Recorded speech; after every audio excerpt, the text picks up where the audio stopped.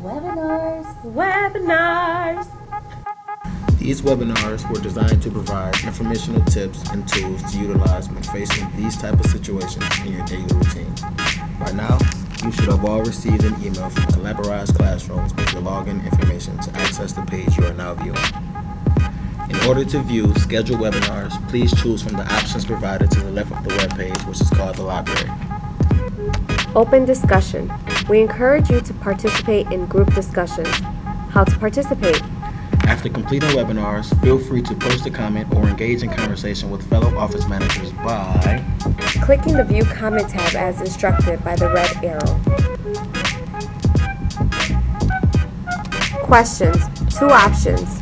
contact the show directly Or leave a comment and we will respond to your question in a timely manner.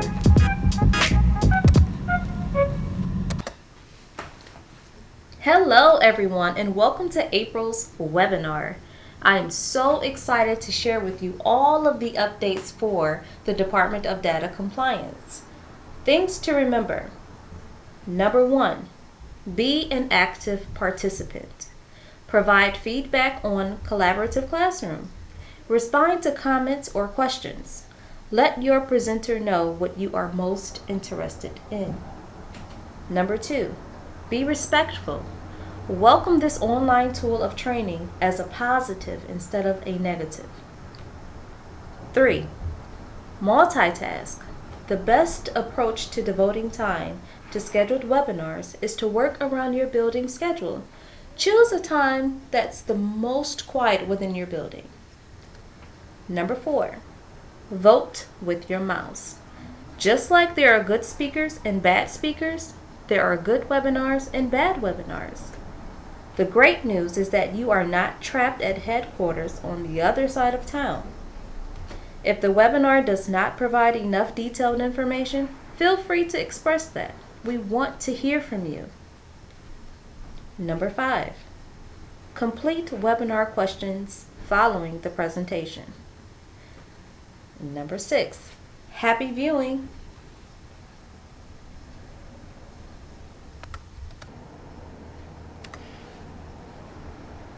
Topics that we will discuss for this month's webinar: missed scholar registration steps, homerooms,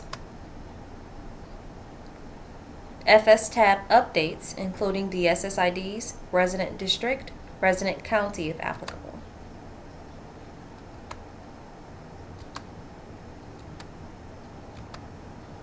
Proof of residency,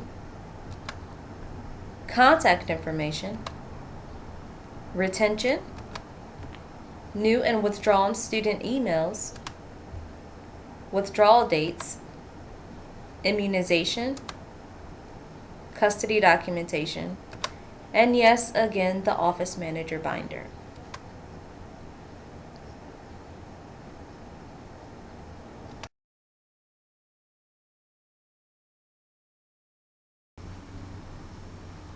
Missed scholar registration steps.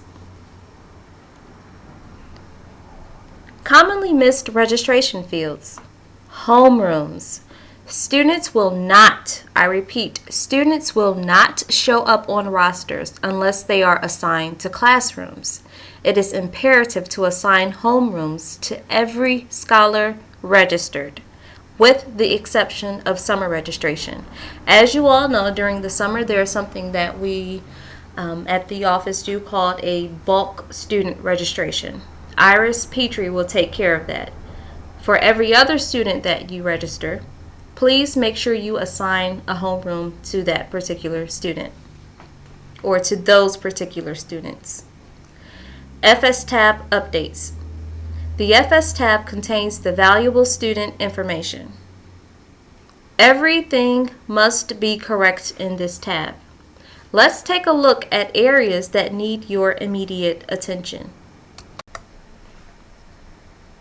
SSIDs. In the past, you were instructed to either request the SSID from the previous school or complete an SSID request form. We are no longer requesting SSIDs from the previous school, unless the student is a transfer student from within the ICANN Schools network or you are requested to do so by the Director of Data Compliance. SSID entry.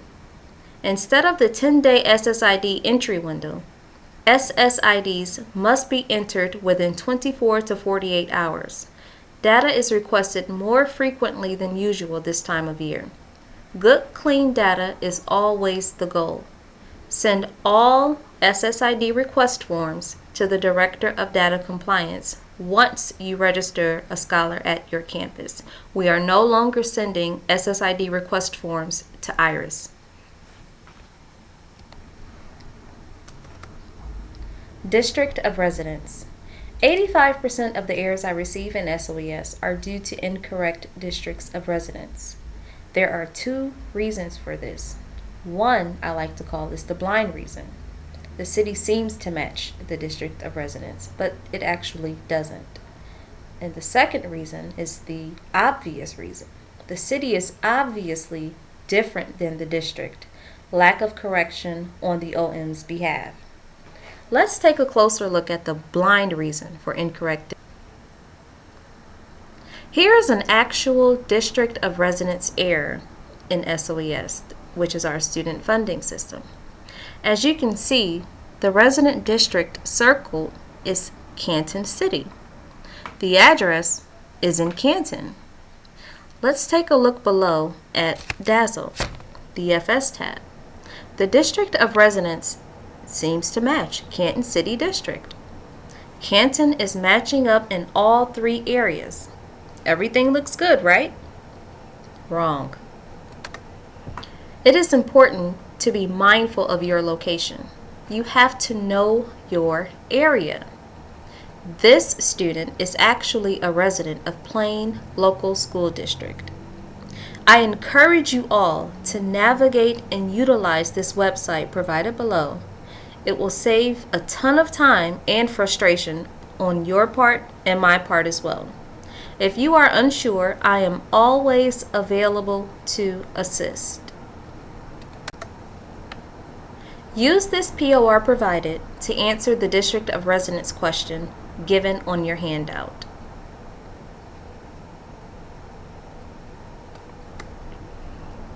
Obvious reason.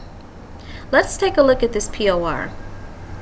The address looks to be 957 Rosamond Avenue, Akron, Ohio 44307. Notice I said Akron, Ohio. Now let's take a look at what's in DAZZLE. You see that the district of residence is already circled in red. The actual district of residence is not Cleveland. It shows to be Akron. This is completely unacceptable. The scholar obviously, again, lives in Akron, so how could the district of residence be Cleveland? It's time to take full responsibility for your data.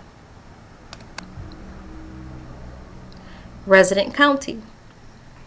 This was covered fully in November's webinar. However, in case you missed it,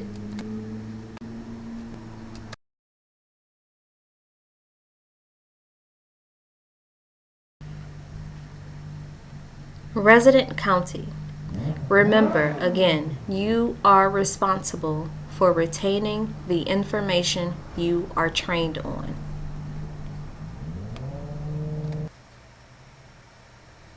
Proof of residency. By now, we have all been trained on valid and invalid PORs.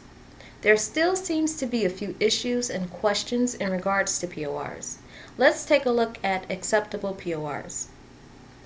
Mortgage statements. Current lease. If out-of-date range requests 2 current rent statements, these cannot be handwritten, in addition to the expired lease agreement. Utility bills, lights and electric. Gas. Section 8 housing agreement. Recertification letters must accompany a lease. Residency affidavit. Must be completed and turned in with a valid POR. The residency affidavit must support both the name of the homeowner or leasee and the students in which the residency affidavit is to support.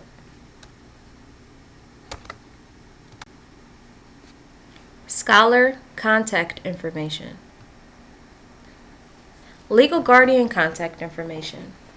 When updating a scholar's address, make sure you are checking the assigned legal guardian's address as well. These two are to always match. If not, it will create two addresses in SOES and cause a major funding issue. Outdated numbers. There have been several complaints that parents could not be contacted by ICANN school staff. Here are a few ways to ensure your numbers are current. Utilize re-enrollment forms to update student contact information. When parents stop by, double check you have all working numbers. When students come into your office and ask if they can call their parents, verify then also that you have the correct number. Send home updated contact information forms. If you do not have these, we can always provide them. Custody documentation. Custody information. Be sure to read custody documents thoroughly before accepting. Highlight who has custody and keep a note on the document of how long the order is in effect, either temporary or permanent. If you are unsure, contact me directly for assistance.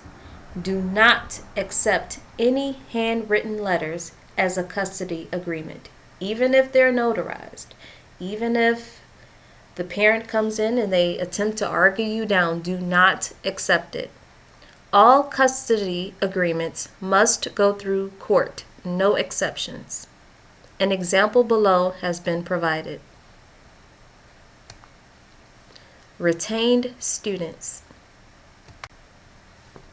Only final retentions should be listed on the enrollment report. Retention forms that are signed by a parent or guardian should be filed once received. If you are aware of a retention and have not received the supporting form, please request from your building leader. The final retention list must be sent via email to the Director of Data Compliance before June the 19th, 2015. No exceptions. New and withdrawn emails. New student emails. Emails for new students should be sent once you receive the completed application and all required documents, including records from the previous school. It is very late in the school year, and it's also important for us to know why these scholars are transferring so late in the school year. Do not send emails informing staff on the day the student starts. This leaves no time for anyone to prepare for a new student. Remember to give 2 to 3 days before you actually give the parent a start date. So if the parent comes in on Monday, do not have them start either Monday or Tuesday. Give yourself some time to collect all of the paperwork necessary for that scholar to sit in seat. Withdrawn student emails. Emails for withdrawn students should be sent as soon as you confirm the withdrawal. Withdrawal form, truancy, records request received. Do not allow students to linger and dazzle. Also, pay attention to students who miss 5 or more consecutive days. Be sure to follow up with parents in regards to student absences. Withdrawal dates are always the last date a scholar was in seat. Immunization logistics for the 2015-2016 school year. As you accept new enrollment applications for the upcoming school year, please do the following. You're going to make 2 copies. One will be placed into the scholar's file, and the second copy will be placed into a folder labeled New 2015-2016 Immunizations.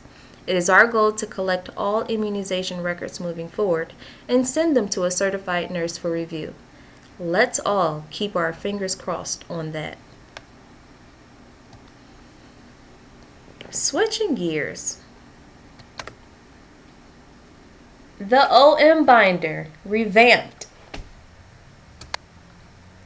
OM Binder updates. Yes, changes have been made yet again. It is my responsibility and joy to provide this department with every tool necessary to succeed. Let's take a look at what's to come. Here's just a sneak peek of what we have in store for you all. We have an actual table of contents. There are 54 chapters that will be in this Data Compliance Department manual. We have things like the absent student list. Everything is in full detail. How to assign a homeroom. Attendance. Step by step on how to do everything as an office manager. We've also added real snapshots from the attendance percentage report. In closing, if you have any questions at all, please contact the Director of Data Compliance directly. Also be sure to complete the April 2015 webinar questions and email them directly to the Director of Data Compliance. Thank you all for your attention to this matter. Please also leave feedback on collaborativeclassroom.com. Enjoy the rest of your day.